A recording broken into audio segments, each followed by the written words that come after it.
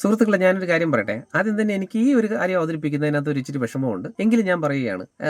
മനസ്സുകൊണ്ട് ഞാൻ മാപ്പ് പറഞ്ഞുകൊണ്ട് തന്നെ പറയാം. നമ്മൾ ഏറ്റവും കൂടുതൽ ആൾക്കാർ ഷോക്കായിട്ട് മരിക്കുന്നത് നമ്മൾ കണ്ടിട്ടുണ്ടല്ലോ, കേട്ടിട്ടുണ്ട്, വാർത്തകൾ ഒരുപാട് കേട്ടിട്ടുണ്ട്, അല്ലെങ്കിൽ നമ്മൾ നേരിട്ട് കണ്ടിട്ടുണ്ടാവും. ഇത് ഏറ്റവും കൂടുതൽ സംഭവിക്കുന്നത് എങ്ങനെയാണ്? എർത്ത് കമ്പിയിൽ നിന്ന് ഷോക്കേറ്റ് മരിച്ചു, അല്ലേ? വീട്ടിലൊക്കെ അപകടങ്ങൾ സംഭവിക്കുമ്പോഴും എർത്ത് കമ്പിയിൽ നിന്ന് ഷോക്കേറ്റ് മരിച്ചു, വയോധികം മരിച്ചു, കുഞ്ഞുങ്ങൾ മരിക്കുന്നു. അങ്ങനെ എവിടെയാ ഇത്? വീട്ടിലെ എർത്ത് കമ്പിയിൽ നിന്നും, അല്ലേ? എന്നാൽ ഈ നാട്ടിൽ എത്രയോ ഇൻഡസ്ട്രിയലുകളുണ്ട്, അല്ലേ? വ്യവസായശാലകളുണ്ട്. ഈ വ്യവസായശാലകൾ എവിടെയെങ്കിലും നിങ്ങൾ കേട്ടിട്ടുണ്ടോ എർത്ത് കമ്പിയിൽ നിന്ന് ഷോക്കേറ്റ് ഒരാൾ മരിച്ചു എന്ന്? നമ്മുടെ വീടുകളിൽ നിന്ന് ഇലക്ട്രീഷ്യന്മാർ വരെ എർത്ത് കമ്പിയിൽ നിന്ന് ഷോക്കേറ്റ് മരിക്കുന്നുണ്ട്. പക്ഷേ എന്തുകൊണ്ടാണ് ഒരു ഇൻഡസ്ട്രിയിൽ നിന്നും അല്ലെങ്കിൽ ഒരു വ്യവസായശാലയിൽ നിന്നോ മറ്റോ ഒരു എർത്ത് കമ്പിയിൽ നിന്നും ഷോക്കേറ്റ് ഒരാൾ മരിക്കാത്തത് എന്തുകൊണ്ടാണ്? അവിടെയും ഈ ഷോക്കേറ്റ് മരണങ്ങൾ സംഭവിക്കുന്നുണ്ട്. അത് ജോലി ചെയ്യുന്നതിനിടയിൽ ഉള്ള ലൈവ് വയറിലോ മറ്റോ തട്ടിയിട്ടാണ് അങ്ങനെ സംഭവിക്കുന്നത്. അല്ലെങ്കിൽ പാനൽ ബോർഡുകളിലൊക്കെ നിന്ന് ഷോക്കേറ്റിട്ടാണ് മരിക്കുന്നത്. അപ്പോൾ ഇതെന്തുകൊണ്ടാണ് ഇങ്ങനെ സംഭവിക്കാത്തതെന്ന് ആരെങ്കിലും ചിന്തിച്ചിട്ടുണ്ടോ? അപ്പോൾ നമ്മുടെ ഈ വലിയ കമ്പനികളിൽ എർത്ത് കമ്പിയിൽ നിന്നോ ഒന്നും, അല്ലെങ്കിൽ എർത്ത് പിറ്റിൽ നിന്നോ ഒന്നും ഷോക്കേറ്റ് മരിക്കുന്നില്ല. നമ്മുടെ വീടുകളിൽ മാത്രമേ മരിക്കുന്നുള്ളൂ ഈ എർത്ത് കമ്പിയിൽ നിന്നും, അല്ലേ? ചിന്തിച്ചിട്ടുണ്ടോ ആരെങ്കിലും? ഈ ഇലക്ട്രീഷ്യന്മാർ തന്നെ ഒരുപാട് പേര് എർത്ത് കമ്പിയിൽ നിന്ന് ഷോക്കേറ്റ് മരിച്ചിട്ടുണ്ട്. ആരെങ്കിലും ചിന്തിച്ചിട്ടുണ്ടോ എന്തുകൊണ്ടാണ് അങ്ങനെ സംഭവിക്കുന്നതെന്ന്? ഇല്ല അല്ലേ? ഓക്കെ, ഞാൻ പറഞ്ഞുതരാം. അപ്പോൾ നമുക്ക് ഈ എർത്തിങ് എന്തിനാണ് എന്ന് മനസ്സിലാക്കാത്തത് കൊണ്ടാണ് ഏറ്റവും കൂടുതൽ അപകടങ്ങൾ ഇങ്ങനെ സംഭവിച്ചുകൊണ്ടിരിക്കുന്നത്.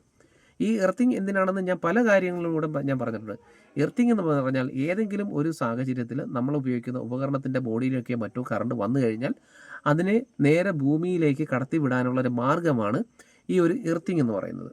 അപ്പോൾ അവിടെ എന്ത് സംഭവിക്കുന്നു എന്ന് വെച്ചാൽ, നമ്മുടെ ഉപകരണത്തിൻ്റെ ബോഡിയിലേക്ക് കറണ്ട് വന്നു കഴിഞ്ഞാൽ അതിനെ ഭൂമിയിലേക്ക് തന്നെ ഒഴുക്കി വിട്ട് ഭൂമിയിലൂടെ വീണ്ടും തിരിച്ച് നമുക്ക് സപ്ലൈ തരുന്ന ആ ട്രാൻസ്ഫോമറിൽ എത്തിച്ചേരുകയാണ് ചെയ്യുന്നത്.